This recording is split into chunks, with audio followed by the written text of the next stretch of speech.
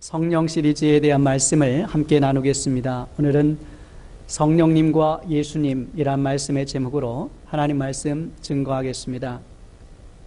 어쩌면 불경스러운 질문이 될 수 있을지 모르겠지만은 여러분들은 하나님의 이름을 아십니까?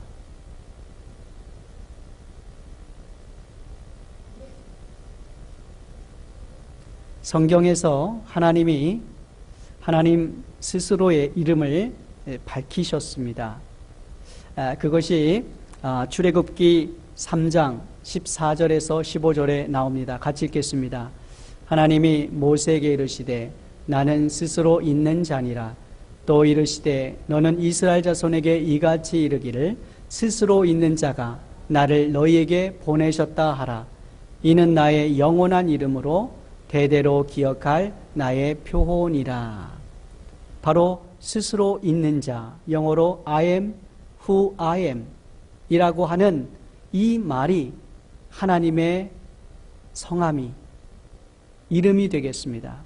그래서 히브리어로 저렇게 쓰는데요, 여호와 혹은 야훼라고 읽습니다.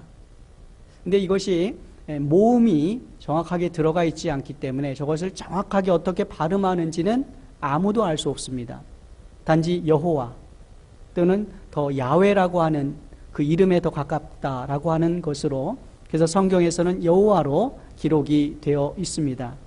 하지만 유대인들은 이 히브리어 성경을 읽을 때 이 단어가 딱 나오면 감히 어떻게 인간이 거룩하신 하나님의 이름을 입에 올릴 수 있느냐, 불경하게 어떻게 입에 올릴 수 있느냐. 그래서 저 단어가 나오면 아도나이, 그냥 주님, 롤드 이렇게 읽어서 지나갑니다. 그것이 수천 년이 또 지났기 때문에 정확하게 또 어떻게 발음하는지가 모르는 것이죠. 그러니까 이름부터도 우리가 제대로 하나님을 알 수 없을 만큼 하나님을 다 이해한다는 것은 불가능합니다. 하나님은 인간에 의해서 제대로 불려질 수 없을 만큼 그렇게 위대하시고 신비스러우신 분이십니다. 그 하나님께서 우리들에게 자신을 드러내시기 위해서, 그런 계시하기 위한 방법으로 이스라엘, 히브리 민족을 선택하셨습니다. 여러분들은 히브리 민족이, 이스라엘 민족이 상당히 우수하고 뛰어난 민족이라고 생각하는데 천만에 만만의 콩떡 같은 말씀입니다. 사실은 하나님이 이스라엘, 히브리 민족을 부를 때는 애굽에 이집트에 종살이하던 노예였습니다. 노예들은 종의 근성이 있어요. 아무리 가르쳐도 제대로 모릅니다. 일자 무식인 사람들이 많아요. 그러나 하나님은 그렇게 여리고 연약하고 미련하고 약하고, 여러분 이집트의 문명이 얼마나 발달했습니까? 하나님은 이집트 사람을 세우지 않으셨어요.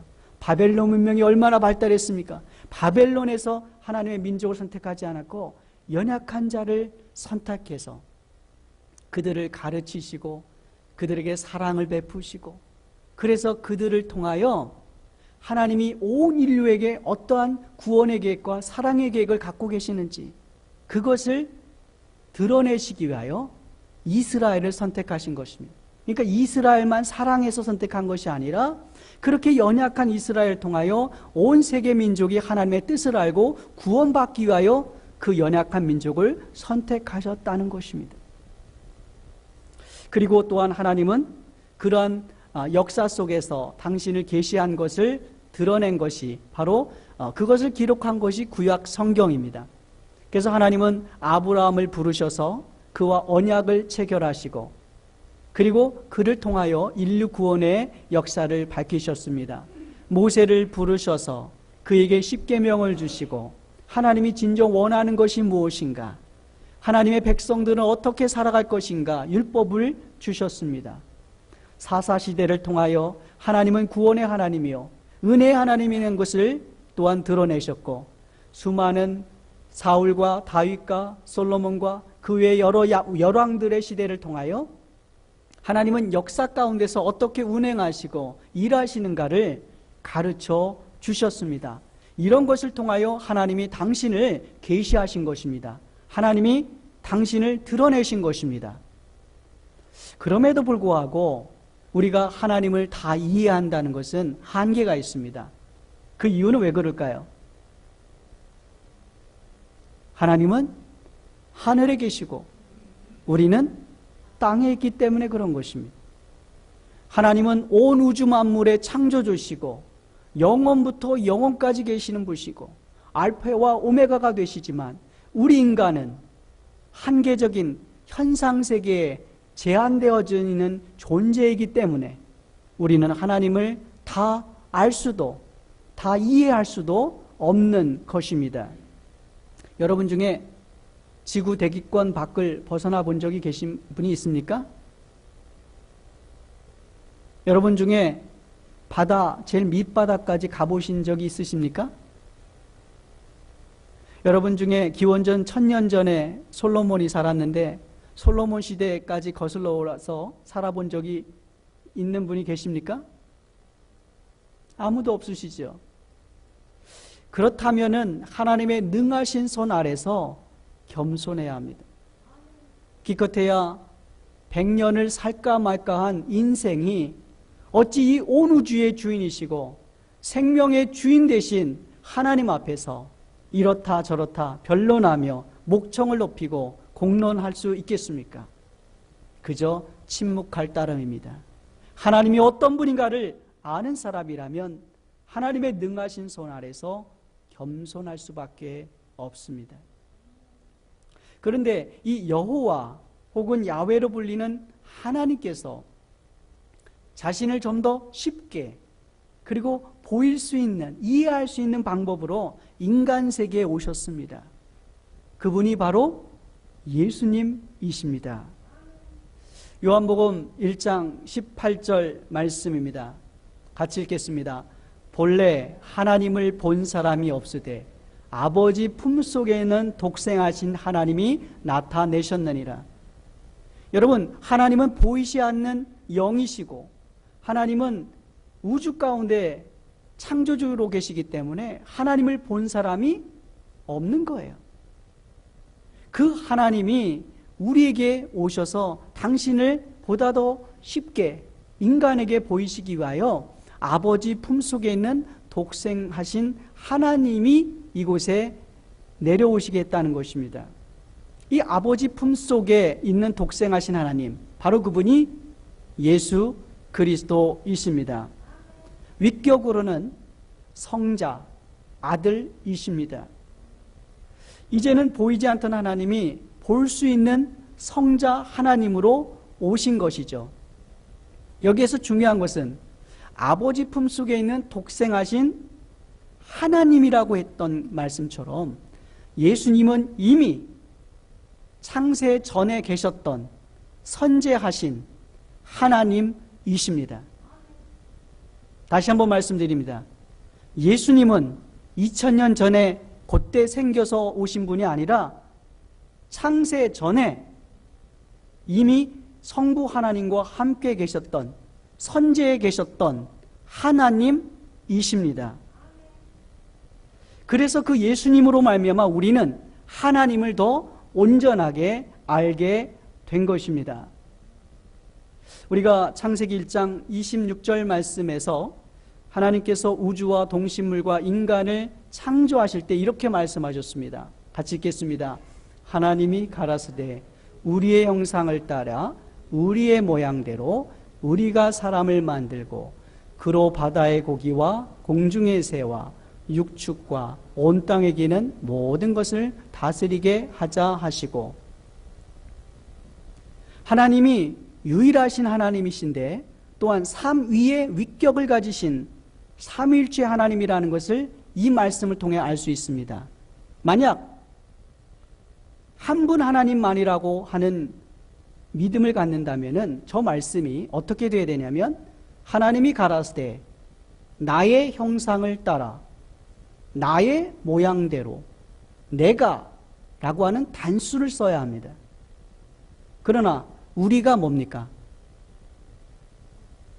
복수입니다. 이 복수라고 하는 사실이 너무나 중요한 것입니다. 그러므로 우리는 이 말씀 속에서 이미 성부 하나님, 성자 예수님, 성령님, 이 세 분이 이미 창세 때부터 그 이전부터 함께 하신 한 분이시자 세 위격을 가지신 삼위일체의 하나님인 것을 우리가 알 수가 있습니다. 이 세 분은 서로 독립적이지 않고 서로 연결되어 있고 관계적인 존재로 그 안에서 사랑의 관계로 흘러 넘치는 하나님이십니다. 성자 예수님을 보내신 분이 성부 하나님이십니다. 그리고 요한계시록의 마지막 백보자 심판을 하시는 분은 예수 그리스도이십니다. 십자가에 달려 죽으신 예수 그리스도를 살리신 분이 성부 하나님이십니다. 성령님은 예수 그리스도께서 보내신 영이시자 성부 하나님의 영이십니다. 그러므로 여러분이 도표를 보시면 Father, 성부는 Father is God, Son is God, Holy Spirit is God. 성부, 성자, 성령이 독립적으로도 하나님이시라는 것입니다. 그러나 Son is not Father, Father is not Holy Spirit, Son is not Holy Spirit. 그러나 세 분이 그냥 엉켜져 있는 거냐? 독특한 모습으로 세 위격으로 존재하신다는 것입니다. 그러면서도 Son is in Father, 아들은 아버지 안에, 아버지는 성령 안에, 또 아들은 성령 안에 거하심으로 또 서로를 영화롭게 하면서 사랑의 관계 속에 그것을 드러냅니다. 하나님께서 우리를 사랑하셔서 하나님이 세상을 이처럼 어떻게 했다고요? 사랑하셨죠. 사랑의 하나님입니다. 하나님은 사랑이시라 말씀하셨죠. 사랑하셨기에 예수 그리스도가 이 땅에 오신 것입니다. 예수 그리스도께서 우리를 사랑하셨기에 십자가에 달려 죽으신 것입니다. 성령께서 우리를 늘 날마다 사랑하시고 위로하시고 격려하시고 카운슬러가 되어 주십니다. 그러므로 하나님은 삼위의 하나님이시되 한 분이신 삼위일체의 하나님이 되시는 것입니다. 영어로 God exists as one in three and three in one. 그러니까 하나님은 한 분이시면서 세 분이신 존재로, 세 분이시면서 한 분인 존재로 존재하시는 것입니다. 그런데 이것은 누가 만들어 놓은 게 아닙니다. 성경 창세기부터 요한계시록까지 처음부터 끝까지 다 읽고 나서 나타난 하나님의 모습, 하나님의 품성, 하나님의 존재 방식을 요약했더니 삼위일체의 하나님이라는 것입니다. 그런데 어느 종교는 God is in Father, 그러니까 성자 예수님을 인정 안 하는 종교가 있습니다. 또 Son이나 Holy Spirit이 저 Father보다 더 밑에 하등한 위격으로 존재한다라고 믿는 종파도 있습니다. 그러기에 우리가 믿는 하나님은 삼위일체 하나님이기 때문에 유대교의 하나님과 다릅니다. 여호와의 증인의 하나님과 몰몬교의 하나님과 다릅니다. 우리가 이해하는 하나님은 바로 삼위일체의 하나님이십니다. 이제는 예수님과 성령님의 관계를 좀 더 깊게 살펴보고자 합니다. 오늘 본문 말씀은 예수님께서 이제 십자가 고난과 죽음을 앞두시고 제자들의 이 불안감이 막 고조돼서 막 불안하고 그럴 때 주신 고별 설교의 말씀 중에 한 부분입니다. 함께 읽겠습니다. 내가 아버지께로서 너희에게 보낼 보혜사 곧 아버지께로서 나오시는 진리의 성령이 오실 때에 그가 나를 증거하실 것이요 너희도 처음부터 나와 함께 있었으므로 증거하느니라. 그런데 이 말씀을 주시기에 바로 앞에 예수님께서 뭐라고 제자들을 위로하셨는가? 너희는 먼저 마음에 근심하지 말라. 하나님을 믿으니 또 나를 믿으라 하셨습니다. 이제 제자들은 예수님이 십자가에 달려서 죽으신다고 하니까 세상이 다 무너진 것 같고 자기를 이끌어주던 주님이 이제 이 땅에서 떠나신다고 하니까, 죽으신다니까 두렵고 떨리는 거예요. 그런데 주님께서 너희는 먼저 마음에 근심하지 말라. 하나님을 믿으니 또 나를 믿으라. 주님께서 말씀하시면서 새로운 위로를 얻게 되는 것입니다. 그리고 또한 오늘 본문 말씀 15장 26절, 27절 말씀, 그 앞에 말씀을 보겠습니다. 내가 그 앞에 말씀을 보겠습니다. 내가 아버지께로서 너에게 보낼 보혜사, 곧 아버지께로서 나오는 진리의 성령이 오실 때에 그가 나를 증거하실 것이요. 그러니까 이 예수 그리스도께서 이제는 아버지께로서 우리에게 보낼 보혜사, 곧 아버지께로서 나오신 진리의 영을 이제 보내주시겠다고 하는 것입니다. 너희에게 보낼 보혜사, 이것은 그리스 말로 파라클레토스입니다. 파라클레토스. 이것은 성령을 가리킵니다. 성령. 이것은 한자 말로 보혜사인데 은혜를 보존하는 자라는 뜻을 갖고 있습니다. 스승님, 이런 뜻을 갖고 있어요. 그러니까 예수님께서 이제 세상을 떠나시면서 내가 너희들을, 제자들을 떠나지만은 너희를 위하여 보혜사, 파라클레토스, 성령을 너희에게 보내주겠다는 것입니다. 그리고 그러시면서 마지막으로 이것을 너희에게 이름은 너희로 내 안에서 평안을 누리게 하려 함이라. 세상에서는 너희가 환난을 당하나 담대하라. 내가 세상을 이기었노라. 주님께서 말씀하시는 것입니다. 결국 요한복음 14장부터 15장, 16장, 17장에 이르는 이 예수님의 마지막 제자들에게 십자가를 앞두고 주시는 이 고별 설교 말씀은 예수님께서 십자가에 달려 죽으시고 물론 부활하셔서 승천하시지만은 이제 제자들을 떠나는 거 아닙니까?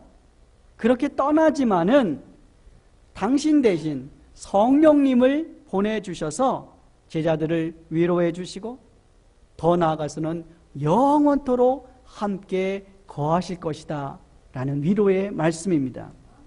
여기 파라클레토스는, 이 파라라고 하는 것은 전치사입니다. 옆에라는 뜻을 갖고 있어요. beside, by 이런 뜻을 갖고 있습니다. 그리고 클레토스라고 하는 것은 부르심을 입은 자, 부름이 입은 자라고 하는 뜻을 갖고 있습니다. 그러니까 우리 곁에서, 우리 가까이에서 우리를 동행해 주시고 우리와 함께 해주시는 분이 성령님이시라는 것입니다. 그리고 그 클레토스, 파라클레토스는 2000여 년 전에는 이 법정, 코트에서 말입니다. 여러분이 무슨 잘못을 저질렀으면은 교통법규 티켓을 먹었으면은 변호사를 사죠. 그 변호사라는 의미를 갖고 있습니다. advocate. 그러니까 이 성령님은, 파라클레토스는 하나님께서, 예수님께서 우리에게 주신 전속 변호사입니다. 여러분 변호사 들면은 여기 세상에서는 변호사 고용하려면 돈 내야 되죠. 돈 안 주면 변호사 안 해주잖아요. 변호 안 해주잖아요. 그러나 예수님께서 여러분과 영원토록 함께 동행해 주시고 전속 변호해 주시는 성령님을 보내주시겠다는 것입니다. 때문에 예수님은 당신이 떠나가는 것이 너희에게 유익하다 그랬습니다. 내가 떠나가야 보혜사가 올 것이기 때문에 그런 것입니다. 내가 너희를 떠나가지 않으면 보혜사 성령이 오지 않을 것이기에 내가 떠나가는 것이 궁극적으로는 너희에게 더 도움이 된다라고 하는 그런 말씀입니다. 예수님은 1세기 초 팔레스타인 지방에서 33년간 제자들과 함께 하셨지만 이제 예수님은 육으로는 제자들과 영원토록 함께 할 수 없었기에 승천하셔야만 했습니다. 이 세상에 남겨둔 제자들 낙동강 오리알이 됐죠. 이거 어떡합니까? 제가 따르던 예수님이 없는데. 그러나 걱정하실 필요가 없습니다. 예수님의 빈자리를 성령님께서 그 빈자리를 채워주십니다. 그러면 보혜사 성령님은 예수님과 별개의 다른 존재이신가? 전혀 예수님과 전혀 관계가 없는 존재이신가? 아니라고 하는 것입니다. 오늘 보면 진리의 성령이 오실 때 그가 나를 증거하실 것이요라고 했죠. 그러니까 성령님은 예수님을 증거하시는 분이십니다.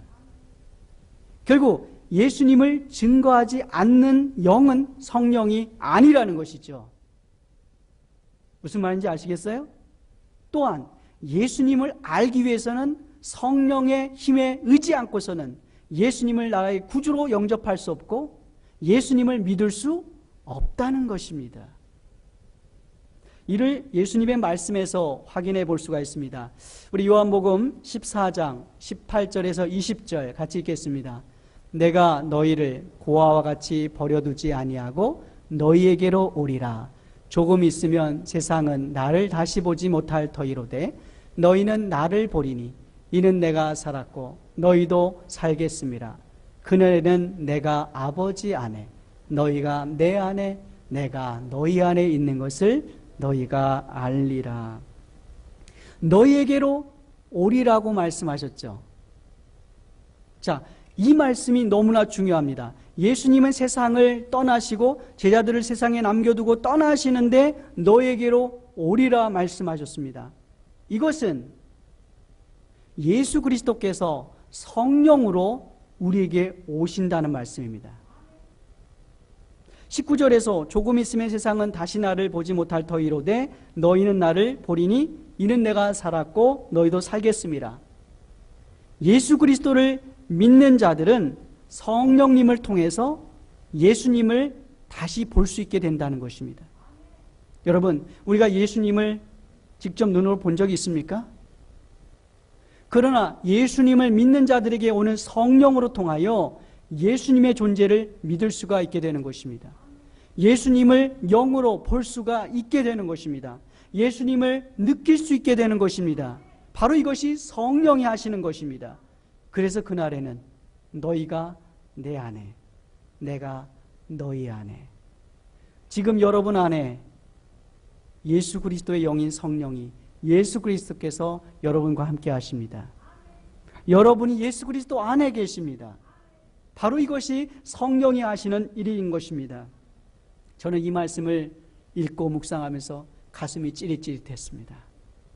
내가 눈으로는 우리 육신의 예수님을 본 적이 없지만은, 만져본 적이 없지만은 예수님의 영이신 성령님께서 우리와 영원토록 함께 하시는구나, 나와 함께 하시는구나, 내가 그의 안에 거하고 그가 내 안에 거하시는구나, 이것을 생각할 때 믿음과 소망과 능력이 넘쳐나는 줄 믿습니다. 사도 바울이 이를 너무나 깊게 경험한 사람입니다. 그는 십자가에서 죽은 예수를 믿는다고 하는 사람들을 모조리 찾아다니며 죽이던 사람이었습니다. 그러던 그가 다메섹으로 가는데 갑자기 환한 광채가 비치면서 갑자기 앞을 볼 수가 없는 것입니다. 그러는 가운데 음성이 들립니다. 사울아, 사울아, 왜 내가 나를 핍박하느냐? 너무나 놀랍고 두려움 가운데 주여, 누시니까? 나는 내가 핍박하는 나사렛 예수라. 바울은 깜짝 놀랐습니다. 십자가에서 달려 죽은 나사렛 예수가 다시 부활했다는 것이 사실이 된 것입니다. 그리고 그의 영이신 성령이 지금 나에게 말씀하시는 것을 그가 체험하게 된 것입니다. 바로 이것이 예수 그리스도의 영, 성령의 음성인 것입니다. 이런 예수님의 영이신 성령님을 체험한 그는 로마서에서 다음과 같이 고백합니다. 만일 너희 속에 하나님의 영이 거하시면 너희가 육신에 있지 아니하고 영에 있나니, 누구든지 그리스도의 영이 없으면 그리스도의 사람이 아니라, 또 그리스도께서 너희 안에 계시면 몸은 죄로 인하여 죽은 것이나 영은 의를 인하여 산 것이니라. 예수를 죽은 자 가운데서 살리신 이의 영이 너희 안에 거하시면 그리스도 예수를 죽은 자 가운데서 살리신 이가 너희 안에 거하시는 그의 영으로 너희 몸도 살리시리라. 여러분이 예수 그리스도를 믿으면 성령이 여러분 안에 거하시고 그 영으로 말미암아 여러분의 죽은 몸도 다시 부활하게 된다는 것입니다. 이게 얼마나 놀라운 신비의 말씀인지 모릅니다. 예수 그리스도를 구원자로 믿는 여러분 곁에는 파라클레토스, 보혜사 성령님이 영원토록 여러분과 함께 하십니다.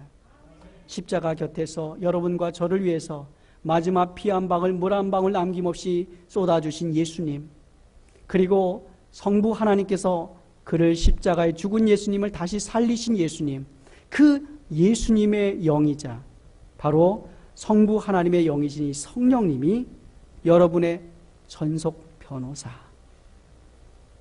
할렐루야, 여러분의 전속 변호사, 돈 한 푼 안 들여도 예수님 믿기만 하면 전속 변호사가 영원토록 여러분과 함께 하신 것입니다. 작년 한 노부부의 기사를 신문에서 보았습니다. 뉴욕에서 만나 캘리포니아로 이주한 뒤 변함없는 사랑으로 반세기를 함께해온 이임성 박사가 아내 김현중 씨와 북가주 팔토알토 자택에서 지금 환하게 웃고 있습니다. 알츠하이머 병으로 기억을 잃어가는 아내를 11년간 보살펴온 그에게 사랑이 무엇입니까? 라고 기자가 묻자, 사랑이란 사랑했던 기억을 잊지 않고 생을 다할 때까지 함께 주는 것이 사랑입니다. 라는 대답을 들었습니다. 이 박사는 지금의 아내를 처음 만난 날을 여전히 기억한다고 했습니다. 1957년 7월 7일 뉴욕 유학 시절 존스비치에서 그녀를 만나 사랑에 빠졌고 이듬해 4월 9일 결혼했습니다. 가진 것 하나 없이 혈혈단신으로 유아가 꾸린 가정은 무엇보다 소중했습니다. 졸업 후 IBM을 거쳐 삼성 반도체 창립 멤버로 기여한 이 박사는 도서관 사서로 일했던 아내와의 사이에 아들 하나, 딸 둘, 단란한 가정을 꾸려 행복한 반세기를 보냈습니다. 2003년 아내가 알츠하이머 진단을 받은 뒤 받아들이기 힘든 시간들을 거치기도 했지만 그는 아내가 언어 능력을 거의 잃었어도 아이같이 순진한 미소로 웃어줄 땐 너무나 행복하다며 아내의 지금 모습 그대로를 사랑한다고 했습니다. 고향의 봄, 내 주를 가까이 하려 함은 등의 노래를 함께 부르며 하루를 시작하는 이 부부가 가장 좋아하는 시간은 함께 드라이브를 하며 노래할 때입니다. 노래 치료의 효과가 상당해서 가끔은 아내의 컨디션이 좋을 때면 잠시나마 기억이 돌아오기도 합니다. 이 박사는 아내의 발병 이후 그녀의 기억을 적기 시작했습니다. 김현중이라는 여자의 출생과 부모, 가족, 친구, 직업, 좋아하는 것들 등 지난 세월들을 빠짐없이 꼼꼼히 적었습니다. 아내가 자신이 누구인지 잊어버리게 보고만 있을 수는 없었다는 그는 그 사람의 지난 과거들을, 기억들을 적다 보니 그녀가 최고의 엄마이자 나의 사랑스러운 연인이라는 걸 더욱 각인하게 됐다고 말했습니다. 워낙 성품이 온순하고 착했던 아내였지만 알츠하이머 질환 증상의 하나인 이 선다운 신드롬, 그러니까 해질 무렵 우울해지고 난폭해지는 이 증상을 보일 때면은 마음이 너무 안쓰럽고 측은하고 때로는 원망스럽기까지 했다고 합니다. 희망의 끈을 놓지 않을 수 있었던 것은 추억, 사랑, 기억 때문이었습니다. 이 박사는 아내에게 여전히 푸른 하늘과 아름다운 꽃을 보는 두 눈, 지저귀는 새소리와 좋은 노래를 듣는 귀, 맛을 즐기는 혀, 사랑하는 사람들과 말할 수 있는 입 등이 있어 여전히 삶의 축복을 받고 있다는 것을 늘 상기시켰다고 말했습니다. 혼자 기억해야 하는 추억이 빗바래질 법도 한데 이 박사는 날마다 아내로부터 많은 것을 배운다고 웃었습니다. 어제를 기억하지 못하니 후회가 없고 내일을 생각하지 않으니 두려움도 걱정도 없는 아내를 통해 삶을 관망하는 자세를 배운다는 것입니다. 아내에겐 어제가 없어요. 여기 이 순간에 살 뿐입니다. 그래서 우리는 지금 이 순간이 제일 행복합니다. 쉽고 가벼운 사랑이 만연한 이 시대에 빛바래지 않는 반세기의 추억을 공유한 노부부의 모습 속에 진실한 사랑이 있습니다. 사랑했던 기억을 잊지 않고 생을 다할 때까지 함께 해주는 사랑을 보여준 이 부부. 그러나 예수님은요, 생을 다할 때까지만이 아니라 영원토록 사랑해 주십니다. 예수님을 믿는 그 순간부터 영원까지 예수님의 영이신 성령님으로 우리와 함께 하십니다. 예수님이 보내신 성령님을 모르고 사는 사람들은 미래가 불안하고 초조하면 점을 칩니다. 누구를 결혼할까 궁합도 보고요. 고통스러우면 술도 마시고요. 모든 걸 잊고 싶어서 쾌락을 즐기기도 합니다. 그러나 성령님과 동행하는 자는 성령님이 주시는 평안 가운데 거합니다. 아무리 환난을 당하나 담대합니다. 세상을 이기신 예수님 때문입니다. 영국 BBC 방송 프로그램 퀴즈에 런던에서 파리까지 가장 빨리 가는 방법이 무엇이냐, 이런 질문이 있었습니다. 어떤 사람은 뭐 자동차다, 어떤 사람은 기차다, 어떤 사람은 비행기다, 아니 제트기야 그랬는데 가장 빨리 가는 방법은 사랑하는 사람과 함께 가는 게 정답입니다. 만일 여러분이 예수님의 영이신 성령님을 사랑하고 사모한다면 여러분이 이미 생활 아무리 고통스러워도 주님이 주시는 사랑과 그 평안을 그 누구도 그 어떤 환경도 빼앗아갈 수 없습니다. 성령님이 여러분과 함께한 것을 여러분이 믿는다면 거친 인생의 파도를 주님과 함께 성령님과 함께 무난히 거뜬히 기쁨과 소망과 능력 가운데 헤쳐나갈 수 있을 줄 믿습니다. 성령님과 날마다 동행하는 여러분들 되시기를 간절히 축원합니다. 우리 이 시간